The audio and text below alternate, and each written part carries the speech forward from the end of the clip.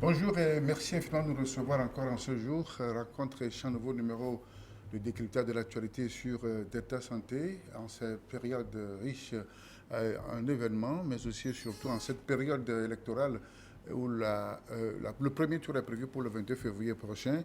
Et pour en parler, on va revisiter les derniers faits marquants de ces dernières heures en écoutant un autre son de cloche, celui d'un candidat qui n'a pas été retenu. En tout cas, le dossier n'a pas été reçu par la CENI. Il s'agit bien de M. Kofi Naote Kondor. Monsieur, bonjour. Bonjour, monsieur Gérard. Vous êtes juriste et analyste politique. Vous avez voulu candidater, mais malheureusement, votre dossier n'a même pas été reçu à la CENI. Comment cela s'est-il passé? Oui, bon, en fait, nous avons l'impression que notre candidature dérangeait un certain nombre de personnes, des acteurs de la scène politique togolaise, ce qui fait que le jour où nous devions venir déposer notre dossier, précisément le 8 janvier, où était fixé comme la date de clôture de dépôt de candidature, nous étions arrivés devant la commission chargée de recevoir les dossiers de candidature. On nous signifiait tout de suite que notre dossier n'est pas complet. Qu'est-ce qui a manqué? Or, ils n'ont pas encore reçu les dossiers de nos mains. Qu'est-ce qui a manqué? Ils nous fait savoir que nous n'avions pas payé la caution. Ah oui, au nom de quoi? Ils nous disent qu'il y a un communiqué qui a passé. Ce communiqué était passé en moins de 24 heures. N'étaient pas les conditions, la période n'était pas requise pour que cela s'impose. Mais néanmoins, j'ai demandé à avoir la copie du communiqué. On me l'a tendu et j'ai vu. J'ai dit, OK, là, il va falloir discuter. Donc, ce qui manquait, c'était la caution. La caution, rien que la caution. Or, c'est ce qui vous a été signifié par la commission. Oui. Bon, ce qui fait jurisprudence, c'est que pour tous les processus électoraux que nous avons connus jusqu'à ce jour, on fait le dépôt des dossiers, les candidats ont 72 heures pour aller régler la caution et compléter pour avoir le récépissé définitif. Oui. Donc, quand vous prenez les dispositions du code électoral même, il a été bien dit que après versement de la caution, vous recevrez le récépissé définitif. Donc, ça voudrait dire que lorsque vous ne payez pas la caution, vous pouvez faire le dépôt de votre dossier et après, vous allez faire l'étape suivante et puis revenir devant la CENI pour compléter votre dossier. Mais ce qui nous a étonné, c'est que tout était préparé pour bloquer notre candidature. Mais comment le savez-vous? Puisqu'il était question d'un dossier, de papier qui manquait justement dans la condition de votre dossier. Non, en fait, dans le déroulé du process de l'organisation des élections, il y a eu un communiqué qui avait informé les potentiels candidats de venir retirer les dossiers pour pouvoir faire leur candidature. Le formulaire. Et donc, dans ce formulaire, il y a une liste qui a été adressée à tout candidat. Donc, les listes composaient au moins 11 pièces. Donc, dans ce listing, il ne figurait nulle part le versement immédiat de la caution. C'est ça. Donc, du coup, nous sommes tenus à ce principe-là et nous avançons. En fait, il faut reconnaître... Et puis après, il y a eu un communiqué, n'est-ce pas, qui en temps faisait appel justement au versement de la caution. C'était passé inaperçu. Je dirais que c'était passé inaperçu parce que le 7, où il passait le communiqué... Le 7 janvier, oui. Le 7 janvier, c'est l'après-midi que le communiqué était passé. Et il est clair que pour nous, les candidats indépendants, nous sommes encore sur le terrain, un peu dans les rameaux reculés pour recueillir les signatures telles que prévues par l'article 151 du Code électoral. Donc, il est vrai, nous avions attiré l'attention de la CENI. Je savais que je devais candidater à ces élections et je me suis levé très tôt. J'ai approché la CENI pour savoir s'il y a des fiches préétablies pour la collecte de ces signatures. On m'a dit qu'il n'y avait pas de fiches. J'ai été encore retourné une seconde fois. On m'a notifié encore la même chose. Je m'étais rendu même au ministère. On m'a dit qu'il n'y a pas eu de fiches préétablies. J'étais étonné. Et j'ai dû écrire à la CENI pour m'autoriser à concevoir par moi-même une fiche pour collecter la signature. Ce courrier, jusqu'à ce jour, était resté sans suite.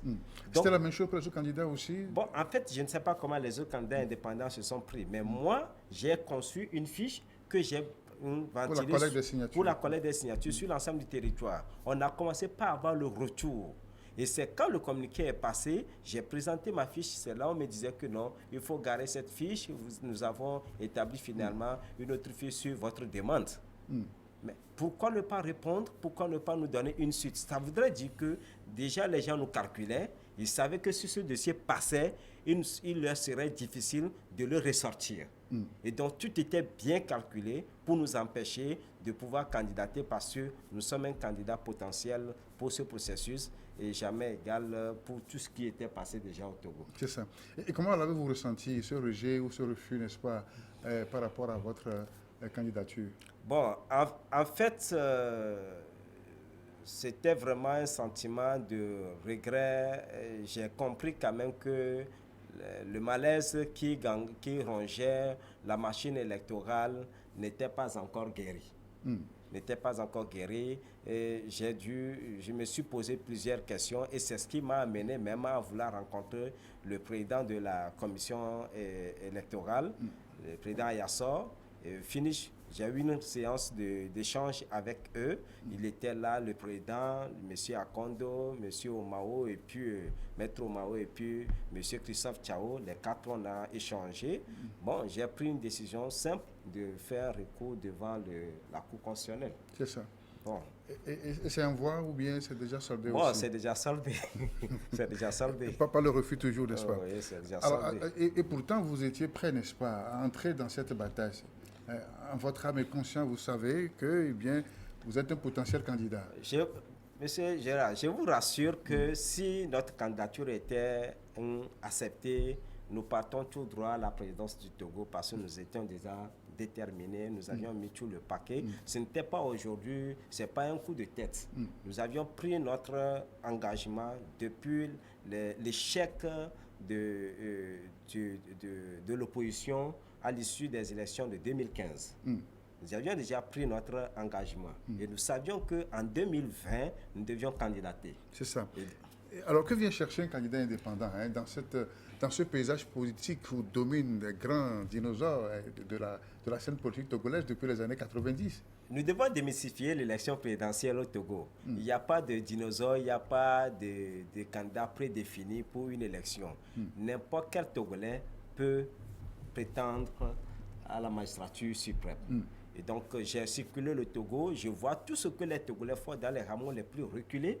Je vois le potentiel de ces jeunes, c'est parce que les gens ne sont pas informés. C'est vrai qu'il y a des partis politiques, mais ces partis politiques qui se regroupent autour d'une portion congrue des affinités qui ne font pas vraiment les obligations, le travail que doivent faire les partis politiques, parce que les partis politiques ont le devoir d'assurer l'éducation civique et électoraliste à la population. Ce qui Avant cela, vous n'avez jamais essayé une formation politique? Vous n'avez été dans aucune chapelle politique? Jamais. Jamais. Oui. J'ai fait mes analyses, j'ai fait mes comparaisons. Je crois quand même que ce n'est pas encore ça. Et donc, je ne vais pas salir bonne image en allant avec X ou Y parti politique. Donc, j'ai voulu observer ma neutralité. Le jour où je devais sortir, j'étais même tenté de lancer un parti politique, mais je me dis, le moment ne s'y prête pas encore, il faut quand même voir. Et quand nous avions analysé le paysage politique et puis l'euphorie tout autour, qui tourne autour de cette élection présidentielle, nous avions opté pour une candidature indépendante. Oui, alors en tant qu'analyste justement politique, avez-vous constaté que les Togolais ont envie quand même de tenter autre chose en dehors des chapelles politiques? Ah si, vous savez, quand vous allez sur le terrain, vous comprendrez qu'aujourd'hui, les Togolais ne veulent même plus aller aux urnes. C'est des signaux qui vous disent que les Togolais sont déçus et découragés des faits politiques et des politiciens. Ils ne veulent plus entendre parler de scènes politiques. Si les Togolais, à ce jour, veulent aller encore aux urnes, c'est parce que nous étions allés vers eux, nous leur avons demandé, et même le fait de nous accorder leur signature sur le simple fait de participer, c'est qu'ils croient que le sang nouveau qui vient d'arriver peut quand même faire bouger les lignes. Vous aurez peut-être tenté une fois l'essai, peut-être aux dernières législatives ou locales, pour essayer de mesurer votre poids sur le terrain. Nous avions soutenu les gens. Nous-mêmes, nous n'avons pas voulu nous positionner, mais nous avons soutenu les gens pour tester, voir comment ça évolue et puis tout. Mais nous voulons toujours rester dans l'ombre. Vous savez comment ça évolue la scène politique. tout de suite on t'épingle, on te grille. Donc nous n'avons pas voulu nous foisonner les trucs. Mais il faut créer la surprise d'abord. Non pas parce que nous aurions été piqués par le syndrome Macron, mais parce que nous avions déjà eu les réflexions de cette candidature indépendante avant même que, avant que nous attendions le nom de Macron au Nigeria, qui est retourné en France pour prétendre être candidat à partir de 2017. Et ce ne serait pas tâche facile, hein, parce que sortir, entre guillemets, de l'ombre, hein, comme vous le dites, pour venir candidater, c'est d'abord une question de moyens aussi, de programme, de stratégie et de projet de société. Nous avons notre projet de société depuis. Nous ne sommes pas sortis de l'ombre non plus. Nous avions eu à... Oui, quand on parle de M. Kondo Naouti, n'est-ce pas, ni dans la société civile au départ, ni, n'est-ce pas, dans aucune chapelle politique. Oui.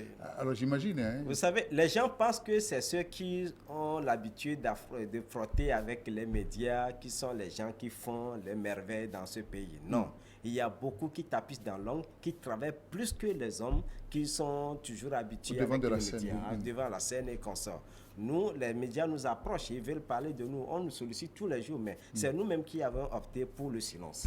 Rester dans l'ornière et puis travailler, comprendre le peuple togolais, vivre leur quotidien, et un jour, quand nous allons changer, nous allons poser notre pas, et ce sera un pas de géant.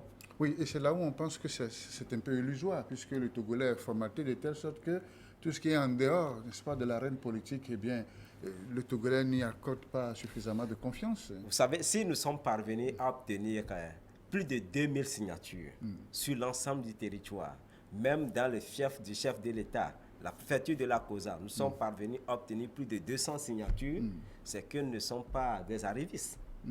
Nous avions eu à poser des pas. On peut vous prendre. Aujourd'hui, vous pouvez sillonner le Togo. Vous allez dire, monsieur Kondo, vous êtes président, mais on ne vous sent pas.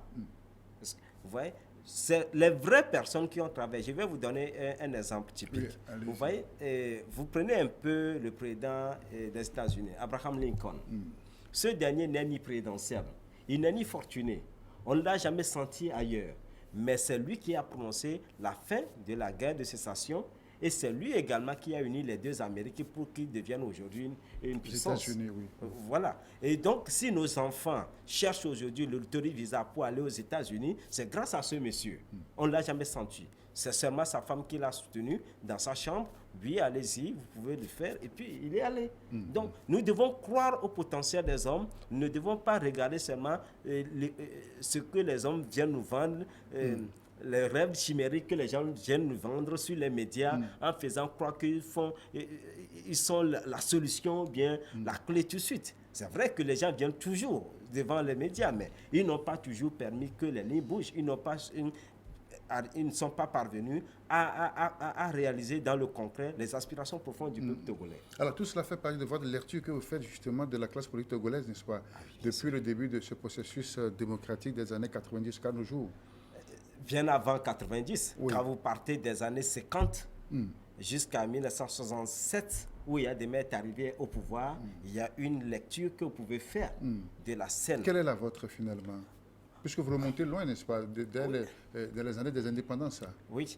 En fait, je crois quand même que le Togo est un beau pays, le Togo peut évoluer, mais les Togolais ne veulent pas faire le bon choix. Les leaders togolais ne veulent pas faire le bon choix pour créer le mieux-être pour les Togolais. Donc, on est dans un ancrage politique qui ne dit pas son nom, mais la loi qui gouverne cette politique, c'est la paupérisation de la population, le détournement des deniers publics, et puis on n'a même pas des ambitions, des visions pour ce pays.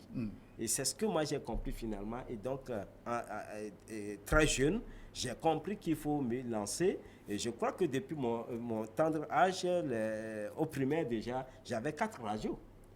Et je sais quand il faut capter 4 postes radio. Je sais quand il faut capter BBC, African numéro 1, France Inter. Et je suis la personne qui achetait déjà les journaux privés pour la maison. Donc, pour être au courant de l'actualité. Au courant de l'actualité. On ne peut même plus me compter l'actualité togolaise au jour d'aujourd'hui. C'est cela. Bien, merci M. Kondo pour ces explications. Nous sommes en direct de Rencontre et Échange. Nous parlons du processus électoral en cours actuellement. Je reçois pour vous l'analyste juriste de formation Kondo Kofi Naouti qui a qui a voulu candidater, mais son dossier n'a même pas été reçu par la CENI. Alors, maintenant que vous n'êtes plus en course, n'est-ce pas, pour cette présidentielle, ce que vous regrettez, vous me l'avez dit, et comment vous observez le processus qui suit son cours normal, hein, dans, je crois, 4, 5, 6 jours, ce sera l'ouverture de la campagne électorale? En tout cas, vous savez, le rejet de notre candidature est un signe de l'absence de la transparence dans ce processus électoral. Et je sais que ceux qui sont dans la course... Oui, mais le processus ne se résume pas à vous, M. Kondo. Oui, il y avait beaucoup. Avec vous, sans vous... Avec moi et sans moi, beaucoup de choses pouvaient se passer. C'est cela. Mais je crois qu'avec moi, ce serait encore l'idéal. Ouais. Et avec d'autres collègues que j'ai vus, avec qui on a voulu faire chemin, qui étaient gardés après la Cour constitutionnelle a rejeté leur candidature, c'était avec amertume que nous l'avions constaté. Et donc, je pense quand même que c'était vraiment des échecs avant la course. C'est ça. Pour ceux qui sont dans cette course-là, face au président fort du Parti Unir, les gens on nous ont dit qu'ils voulaient obtenir les principes de l'alternance. Ils voulaient également avoir les conditions de bonnes élections avant d'aller à ces élections. C'était des promesses depuis belle lurette, mais qui n'ont jamais été concrétisées. Et ça voudrait dire que si après 30 ans de lutte, nous sommes toujours à cette étape, disons-nous, il faut quand même qu'on convoque l'état général de l'opposition pour constater les carences, les faiblesses, qu'est-ce qui divise. Lorsqu'on rassemble sans pouvoir unir véritablement, ce n'était plus possible de continuer à rester dans la lutte. Il faut laisser la chance à d'autres personnes d'avancer. Vous parlez d'une retraite anticipée de l'opposition? Bien sûr, si les gens savent qu'ils luttent pour le peuple, et non pas pour que le peuple devienne les parasols au-dessus de leur tête et qu'ils veulent plutôt protéger le peuple. Bon, si vous ne pouvez pas vendre ce que vous avez promis au peuple, qu'est-ce que vous devez faire? Vous prenez votre retraite. Donc pour vous, c'est l'opposition qui assure l'entière stabilité du statut quo, entre guillemets, dans lequel on se trouve. Vous savez, dans le processus en cours, il est clair que la victoire d'une personne est gagnée d'avance. Et donc cette victoire... Non, ce n'est pas encore le soir du 22 hein, ou du 29 ou du 1er mars. Si cette victoire est imminente, ça voudrait dire qu'il n'y aura pas un second tour. C'est ma lecture des faits. Il n'y aura pas un second tour. Ça doit être parce qu'il est clair que nous n'allons pas rééditer... Donc vous êtes de ceux qui pensent que le processus est déjà vicié, c'est ça?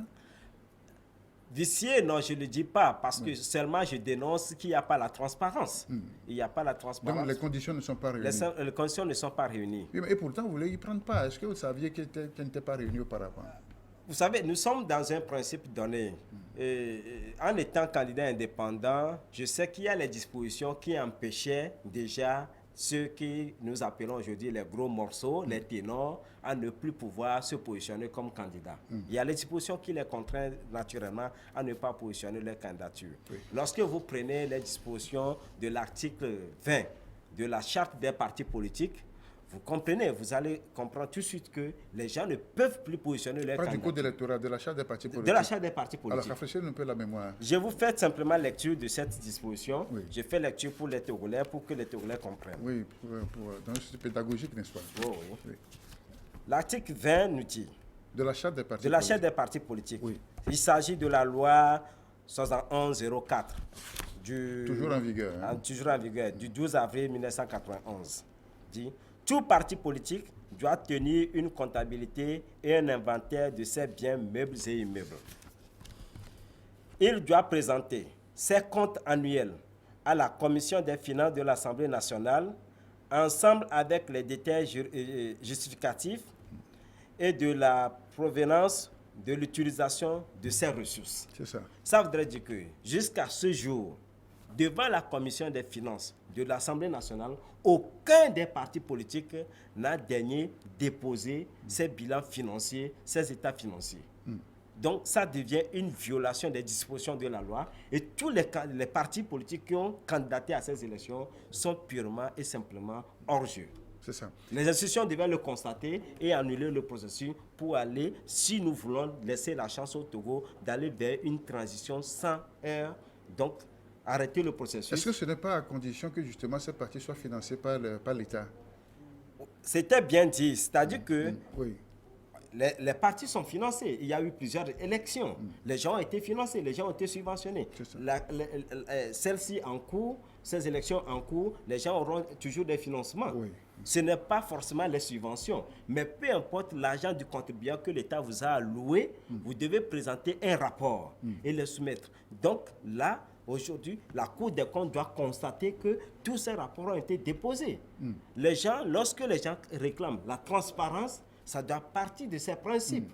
Donc ceux qui sont là aujourd'hui, qui vantent qu'il n'y a pas la transparence, il faut commencer par là. Il faut commencer par là. Est-ce que les conditions sont réunies pour cette chose? Les institutions sont-ils dans les normes requises pour justement passer à cette étape que vous jugez très importante? Bon, l'Assemblée nationale, je n'aurais pas à me prononcer là-dessus. Lorsque nous revenons sur la composition de la Cour constitutionnelle, je crois quand même qu'il y a eu des choses. Nous avions dit que lorsque les gens parlent de la refonte, de la recomposition de la Cour constitutionnelle, nous avions dit que les préalables ne sont pas là. Donc, tel que ça y est, on peut aller avec la même Cour constitutionnelle et avancer. Après, il faut faire. Parce qu'aujourd'hui, on n'a pas encore mis les Sénats en place. Bien sûr. Et dans la nouvelle Constitution, on a supprimé les dispositions qui permettaient à l'Assemblée nationale de pourvoir à la nomination des gens qui doivent siéger au Sénat. C'est ça. Donc, alors, justement, en tant qu'analyste, comment sortir ce contentieux-là? Puisque jusqu'à l'heure où nous parlons, eh bien, la Cour constitutionnelle demeure à 7 membres. Certains disent que c'est une question de quorum. Dès lors que le quorum est dépassé, eh bien, elle peut fonctionner valablement.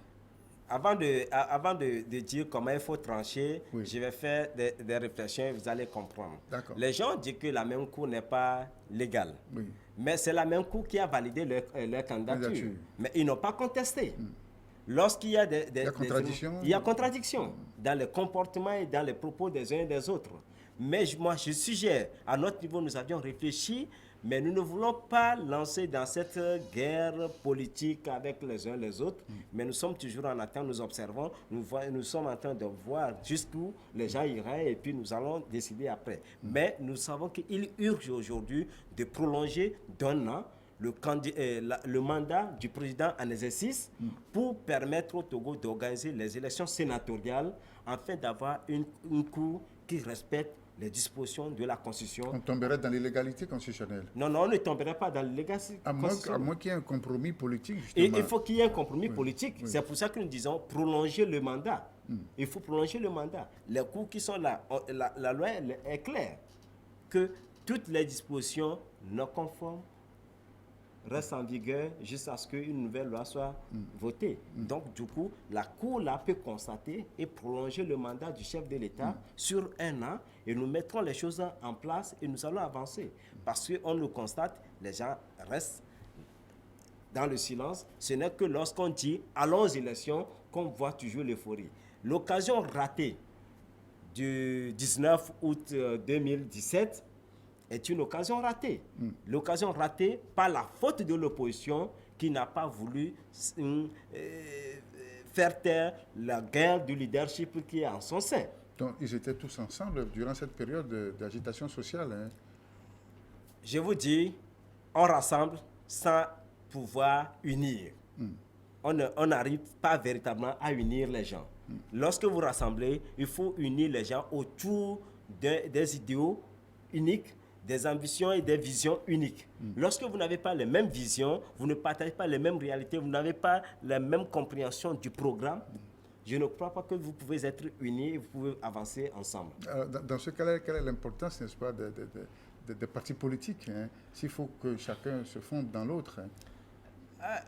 La preuve, c'est que vous allez voir, on a annoncé les choses, mais vous allez voir comment, avec les agitations qui sont là autour, etc., vous comprenez qu'en fait, nous n'avons pas la même vision, puisqu'il y a un aspect, nous allons revenir là-dessus. Tout à fait. Alors, ils sont 7 candidats, n'est-ce pas, qui ont été retenus par la Cour constitutionnelle pour la présidentielle de cette année, dont le premier tour est fixé au 22 février. Alors, 7 candidats, certains trouvent que c'est un peu trop, si vraiment on veut qu'il y ait de l'alternance.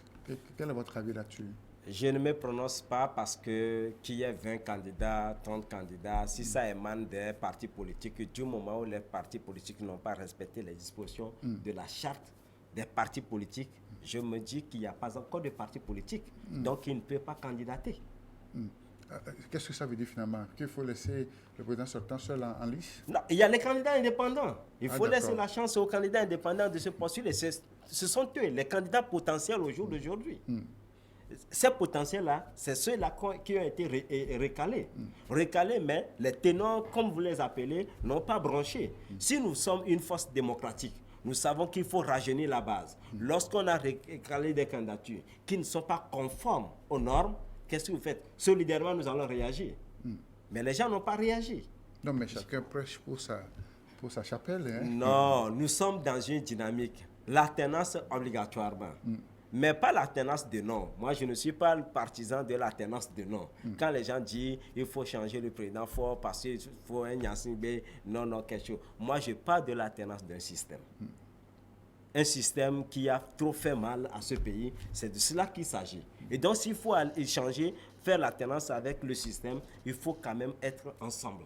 Même peu importe, même si c'est votre enfant aujourd'hui qui s'annonce candidat à ces élections, s'il y a des couacs à son niveau, vous devez réagir.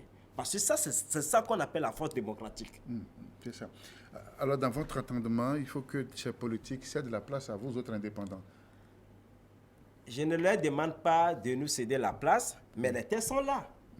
La loi est là. C'est au regard de la loi, des dispositions que je dis, les gens ne peuvent plus candidater. Les gens ne peuvent plus être candidats à ces élections, même y compris le parti uni. C'est ça. Oui, lorsque les gens n'ont pas respecté les dispositions, aller présenter leur état financier devant la commission du Parlement, le Parlement est obligé de rappeler. Est-ce que ce seul argument suffit à balayer de revers de main toutes ces candidatures? Est-ce que c'est un argument de taille? Est-ce qu'il n'y a pas d'autres critères plus importants? Est-ce que nous sommes plus forts que la loi? Nous devons être plus forts que la loi. Et ce n'est pas la seule loi. Oui, mais c'est la loi qui régit le fonctionnement des partis politiques. Au Togo, oui. Au Togo. Ce n'est pas une petite loi. Avant d'évoquer la Constitution, avant d'évoquer le code électoral, il faut voir si les gens respectent les dispositions contenues dans cette loi d'abord. C'est ça. Là, on l'a relégué au second plan, on n'en parle même pas du tout. On ne sait pas que peut-être même les leaders, tels que vous appelez les ténors, ne maîtrisent pas. Non, ce n'est pas moi qui appelle. Hein. Bon, on constate que c'est cela la réalité. Alors, autre préoccupation, je crois qu'on va fermer cette polémique, cette parenthèse-là, et pour relancer le débat justement sur le processus en cours, avec beaucoup de sujets qui divisent de plus en plus chaque jour avec son sujet, cette candidature en guillemets unique, initiée par l'ancien archevêque émérite de Monseigneur Podjoro et d'autres candidats qui se regroupent à 4 maintenant pour faire barrage. Alors, quelles sont vos observations là-dessus? Oui, d'abord... Maintenant, on analyse, oui. sans parti pris, sans rancune. Hein. Oui. D'abord, lorsque nous prenons la démarche engagée par Monseigneur Podjoro, avec tout le respect que je lui dois, je sais que sa démarche s'analyse sur 2 volets. D'abord, le volet transparence et conditions d'élection, et puis le volet désignation d'un candidat unique pour faire front contre le président UNIR. Oui. Maintenant, je crois quand même que sur le premier volet, les acquis n'ont pas été obtenus. La transparence, non. Les conditions d'élection, non plus. Maintenant, je trouve quand même qu'au niveau du choix d'un candidat unique, il y a plus de divisions que d'actions unitaires autour de la candidature unique. Et moi-même, j'ai fait une démarche pour aller obtenir la bénédiction de Monseigneur pour être ce candidat unique qui va représenter le... Ah, d'accord. Ah oui, mais en tant qu'indépendant. En tant qu'indépendant, et je garde le silence sur ce qui m'a été dit. Et c'est très amer, mais je garde toujours le silence. Et je crois quand même que, vous savez, lorsque vous voulez engager une action unitaire, il faut être clair. Oui. Lorsque vous avez les visées de tel projet, vous amène déjà à avoir des visées sur une personne. Et il faut annoncer la personne pour que tout le monde puisse discuter tout autour, savoir ce qu'il faut dire et régler certaines choses en cuisine interne avant de l'exposer au grand jour. Les choses ont été gardées scellées. Oui, je crois que c'est pour la sérénité de la chose. Hein, Non, c'est pour la sérénité de la chose, mais vous savez, le Togolais, il n'y a plus de débats tabous aujourd'hui au Togo. Il faut démystifier les choses. Il faut même laisser même les petits-enfants de faire leurs réflexions sur les choses. Et c'est nous-mêmes, lorsque nous voulons démocratiser la liberté d'expression et la liberté d'opinion, nous ne devons plus tenir secrète un certain nombre de choses. Donc, c'est ça qui a fait qu'aujourd'hui, ce projet qui était un bon projet, qui devait aboutir heureusement, connaît aujourd'hui tous les émois que nous constatons. Donc, on s'est mal pris, c'est ça? On aurait dû peut-être annoncer ce nom depuis. Mais est-ce que ça ne va pas encore causer plus de division encore dans l'opinion nationale? Vous savez, il faut savoir ce que veut le peuple. La politique, ce n'est pas les leaders. La politique, c'est le peuple. Il faut savoir ce que veut le peuple.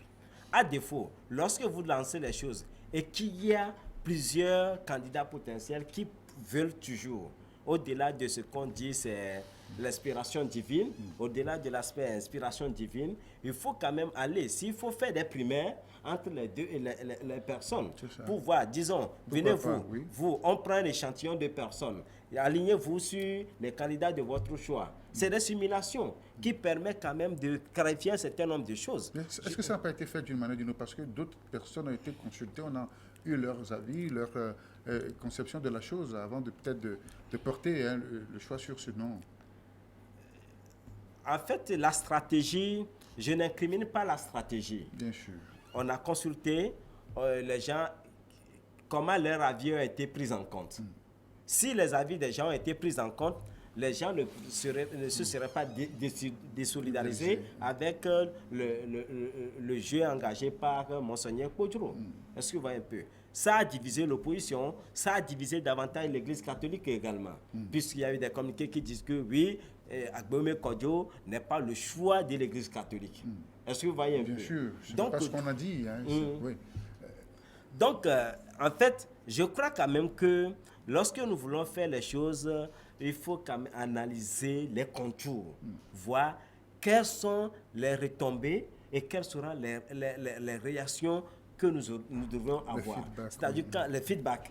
Et quand nous avons analysé tout ça, nous saurons comment prendre les dispositions pour régler un certain nombre de choses. Ça, c'est par rapport à la démarche engagée par Monseigneur Kodjro. C'est à lui, avec une équipe qui l'entoure, qui ont décidé comment c'est né, comment c'est arrivé. Moi, j'ai appris, je dis, c'est une bonne démarche. Je suis allé pour avoir une bénédiction. On m'a rejeté cette bénédiction. On m'a refusé cette bénédiction. Oui, mais puisqu'il faut un, finalement. Oui, il faut un.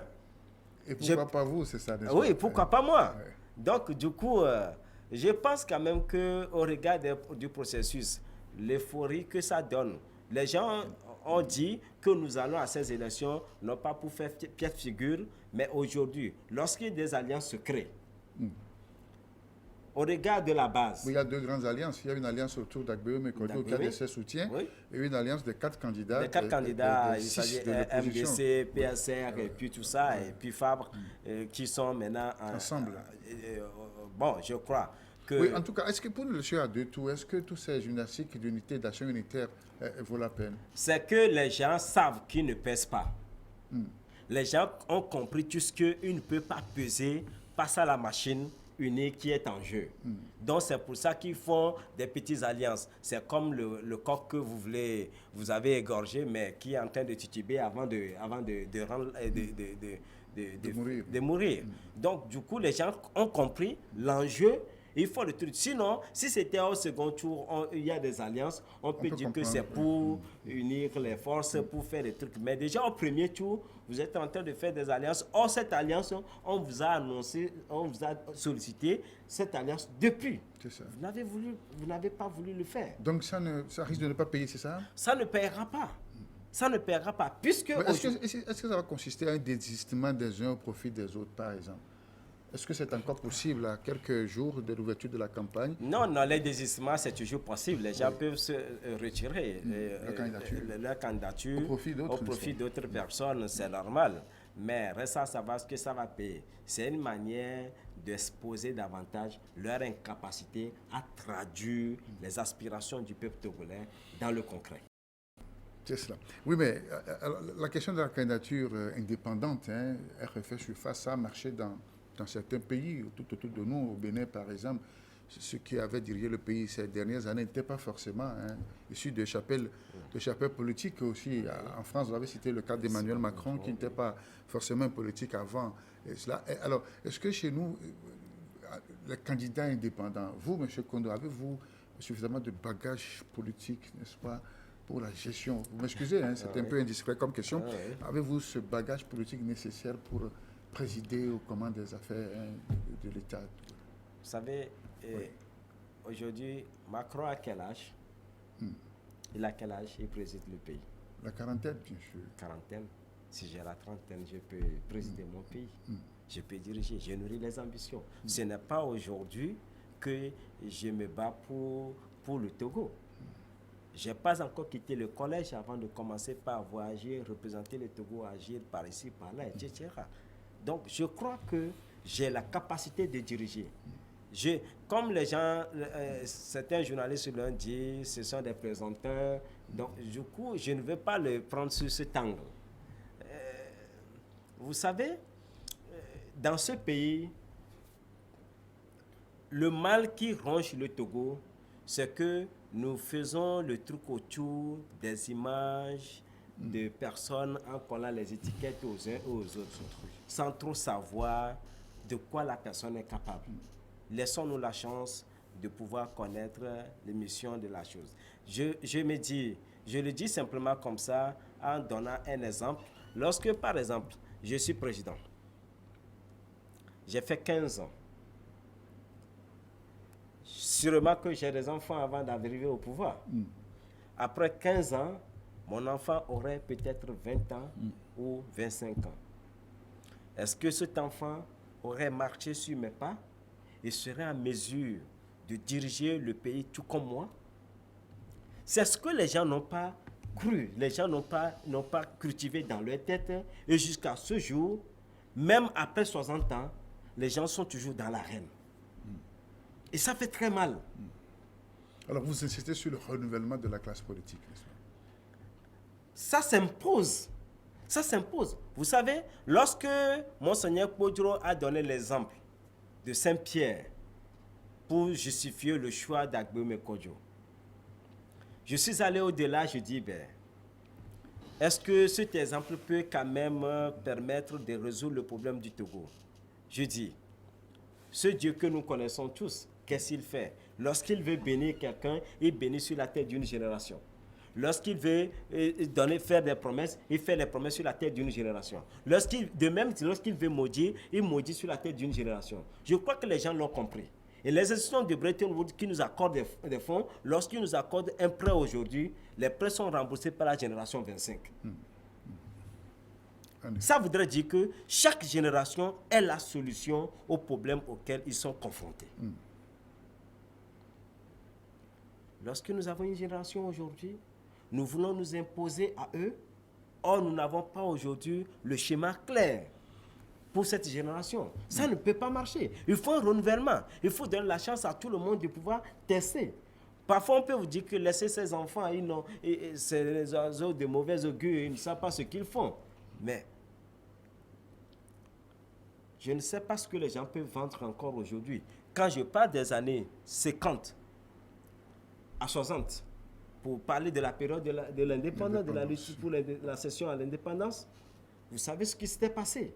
De 60 jusqu'à 67, vous savez ce qui s'était passé. À partir de 67 jusqu'à ce jour, la génération de 70 jusqu'à nos jours, qui sont les produits et les victimes d'une crise politique dans laquelle le Togo s'est plongé depuis là.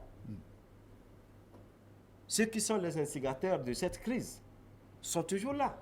Donc il y a un problème générationnel, Il c'est y a ça? un problème générationnel. Oui, oui. Il y a d'autres aussi qui le pensent aussi, oui. Oui. Et donc, si nous voulons quand même décrisper l'atmosphère politique, il faut donner la chance à la jeune génération de se prononcer. Se prononcer, c'est rajeunir la base. Je crois qu'il y a certains partis qui font un effort, mais d'autres, c'est entre les têtes couronnées toujours qui sont là, entre eux, les compères, qui discutent, ils disent, mais vous allez voir. D'autres aspects que je peux prendre. Si vous voulez prendre les partis politiques, on a dit, les partis politiques, c'est les gens qui ont les trucs. Vous allez à leur siège, vous leur demandez de vous sortir leur répertoire pour constater quel est le militant qui détient la carte de ces partis politiques. Vous ne trouverez pas. Vous ne trouverez pas. Ça veut dire qu'il n'y a pas véritablement de parti politique. Il en est de même pour beaucoup d'institutions au Togo. Alors, et finalement, cette question qui me vient en tête, quel président pour le Togo? Si on vous demandait de donner son profil, je ne sais pas, dans votre tête, schématiquement. Si j'ai un président qui est issu de la génération 70 à 80, 70-80, c'est acceptable. Il a son cursus normal. On ne peut pas dire qu'il doit avoir un agenda riche, un carnet d'adresses bien fourni et consort, etc. forcément, parce que lorsque... C'est important dans la géopolitique actuelle. Hein? Lorsque on donne la chance à tous les jeunes, une seule personne n'aura pas le monopole d'un carnet d'adresses bien riche. Moi, je peux dire que j'ai un carnet d'adresses riche. Je peux le dire, parce que j'ai eu à faire les choses à l'intérieur et consort. Aujourd'hui, c'est quand j'ai le privilège d'occuper certaines fonctions que je peux me prétendre à un certain nombre de choses. Lorsque nous prenons les exemples, voyez un peu, je me projette un peu dans la période de la conférence nationale souveraine. Je vois combien de jeunes étaient dans la salle. Et par rapport à mon âge, j'étais au primaire à l'époque. Est-ce que vous voyez un peu? Je vois combien sont les jeunes qui étaient là dans la salle. Mais ces jeunes, s'ils avaient les mêmes opportunités jusqu'à ce jour, il y aura plusieurs personnes qui auront des carnets d'adresses. Il y aura plusieurs personnes qui auront la potentialité. Mais quand les gens se sont enfermés sur les opportunités du Togo, comme s'ils sont seulement les potentiels qui peuvent déjà décider du sort du Togo, sans pour autant changer les choses, il faut quand même que nous réfléchissions autrement. Tout à fait. Alors, finalement, on tire vers la fin de cet entretien. Et quel avenir pour le Togo? Plus de peur que de mal, plus de crainte que d'espoir. Au soir du 22 février, si on veut se projeter à ce jour mémorable de notre histoire, bien sûr, puisque cette élection de 2020 est une élection de tous les défis. C'est la première fois qu'on va essayer les deux tours, avec tout ce qui s'ensuit. Oui. Oui. C'est une élection qui est une chance, une aubaine pour le Togo, afin que nous développions une politique qui permettrait que les familles, les millions de familles ne soient plus fragilisées, que les enfants ne soient pas empêchés de faire un bon départ dans la vie, que les jeunes ne soient plus enclins au chômage et à la pauvreté, que nos milliers de femmes qui travaillent ne soient plus exposées, que les artisans qui donnent beaucoup de ressources à l'État ne soient pas laissés pour compte, etc.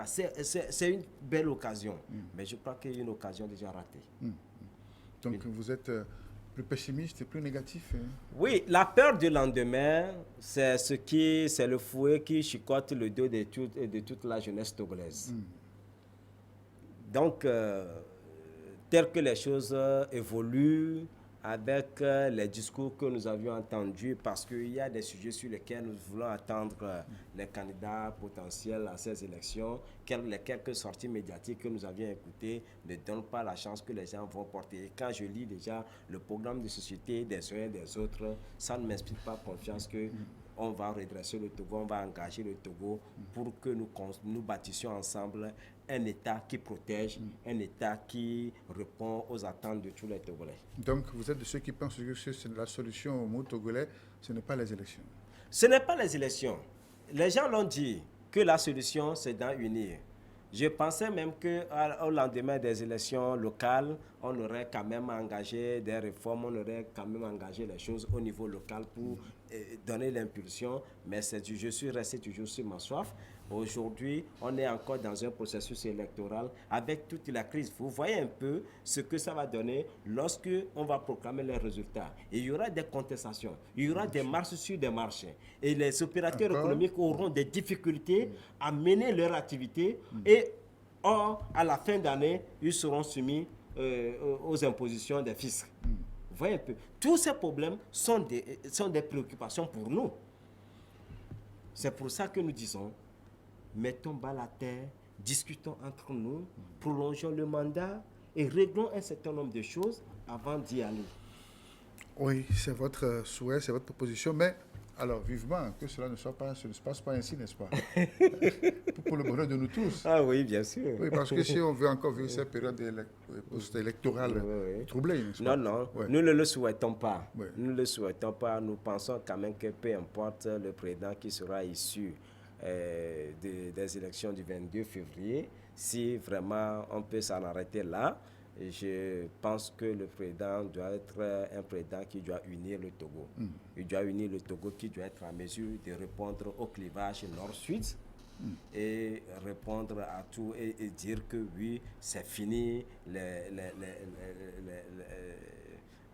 je ne sais pas comment je dois les appeler, les violences, etc., les morts d'hommes, etc. Oui, on avait entendu ça, hein, plus jamais ça, la force, ça sonne toujours dans nos oreilles. Ah oui, c'est tout ça que nous sommes en train de voir. Nous disons que les Togolais en ont marre. Les Togolais en ont marre de tous ces acteurs politiques qui ne font que mentir. Je ne veux pas croire que la politique développée au Togo est l'art de mentir. C'est ça. Mais nous devons avancer. Encore un dernier mot pour clore cette émission? Oui, je pense, je le dis, moi j'ai appris une chose et je sais en mourant qu'il vaut pour tout un chacun, chaque Togolais. Nos bons sentiments, que signifie-t-il si rien n'en sort en dehors? Notre savoir, qu'en est-il si il est là sans conséquence? Je veux dire que chacun doit se soucier, en quittant ce Togo, non pas d'avoir été bon, ça ne suffit pas, mais de quitter un Togo bon. Je vous remercie. Merci à vous, M. Kondo Nayote. Vous êtes juriste, analyste de formation. Vous avez voulu être candidat indépendant, mais cela vous a été refusé. C'est avec vous qu'on a fait le tour d'horizon de ces questions brillantes de l'heure. Merci à vous, amis téléspectateurs, d'avoir suivi cet entretien. Je vous retrouve samedi prochain pour d'autres réflexions. Au revoir et à très bientôt.